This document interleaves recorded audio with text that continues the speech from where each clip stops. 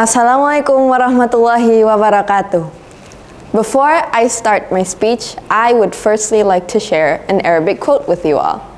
It goes by Shababul Yawmi, Rijalul Ghad, which means the youth of today are the leaders for tomorrow. Now, from this quote that I have shared with you all, we may all be aware that us youth, or us millennials, are acting as the passing torch for future generations and even for the faith of our country. But what is really stopping us from being the leaders we are meant to be? Hi, I'm Almayda Mustario, a participant from Muhammadiyah II High School Sidoarjo, and today I would be talking about this topic.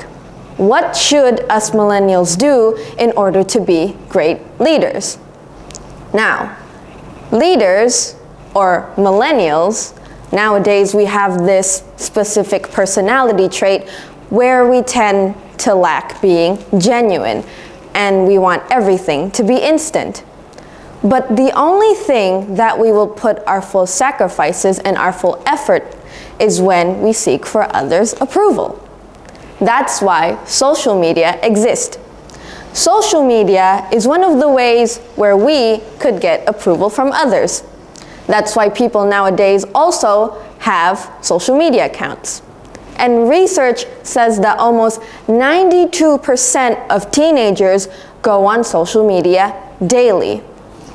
Now, there are definitely many positive and negative things about social media. But it is definitely very degrading to see that people would lie and cheat and fake their lives on social media in order to get others' recognition and validation from others. Now, the examples of attention seeking that we see offline is when we cheat on a test that we didn't study for. When we cheat on a test and we get good grades, others will put their attention on us. An example online is when we try to spread hoaxes and negative things about people on our social media accounts. This attention-seeking habit will actually boost our morale and make us, at some way, addicted to seek for more attention. Now, this may seem unharmful at first, but people sometimes do go off boundaries, and it could definitely lead to much more bigger problems, such as misunderstandings, like the way we view life. We think that life is all about having fun and enjoying our time while we're still alive. Us millennials these days, we're living in a life that's sugar-coated. And why do we think this way? Well, how couldn't we? We're surrounded by those people on social media who are posting fake things about their lives, like wearing branded clothing, driving fast cars, living in 5-floor mansions. And we think that those people are happy with their lives without having to put out any effort or sacrifices. But in real life, they had to put out a lot of effort and a lot of sacrifices, and maybe even more, to become the person who they are. And we have to stop thinking this way. Life is hard, and we have to accept that, because when life isn't hard, then that isn't life. In order to be the best version of ourselves, we have to accept the reality that life is hard, full of hardships and challenges that battle us daily, and we have to face that.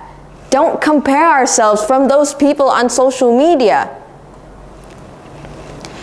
We think that life is all about beauty and money and spending our times in Bali, having healings and living in 5-star hotels, but that's not really the point. Life challenges us mentally and physically. Someone right now could be challenged mentally by having to face through a heartbreak from their loved ones, and someone right now could be challenged physically by being burdened with the amount of tasks and assignments that they have to do. And we have to face those challenges. We can't run away from those challenges like cowards. That's how leaders are born. Real leaders. Leaders who will lead this country not by being liars, but by being honest. Those people out there who are simply throwing trash in a rubbish bin are doing more good than those who are posting fake things on social media while being ignorant with the state of the world right now. Everyone, I encourage you all to be genuine, to be honest with yourself and to others. Because if you do, then I will most guarantee that this world would be led by great people. It is not the amount of followers that makes you a leader.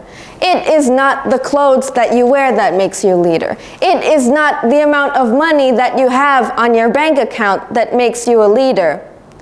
It is your heart that matters. It is you as a person that matters. It is your effort and your will in order to make a change and a difference in the country and maybe even the world. I think that's all that I can deliver for my speech today. Thank you so much for your kind attention.